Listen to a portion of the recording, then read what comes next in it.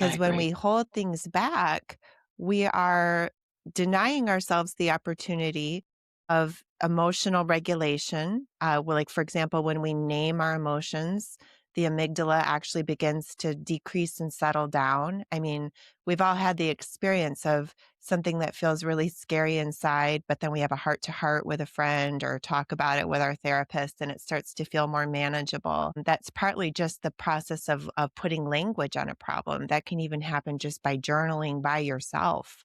But when you talk about it with a friend, it can also, you can experience what's called containment.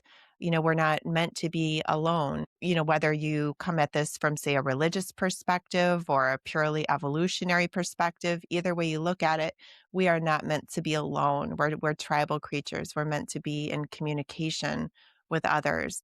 So it's regulating for us. And language is an incredible tool for problem solving.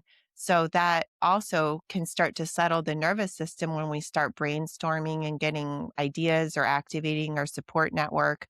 But again, just the mere aspect, the mere act of putting language on an issue does this incredible thing that we don't even think about, which is that it puts this swirl of thoughts and feelings into a coherent and rational system called language.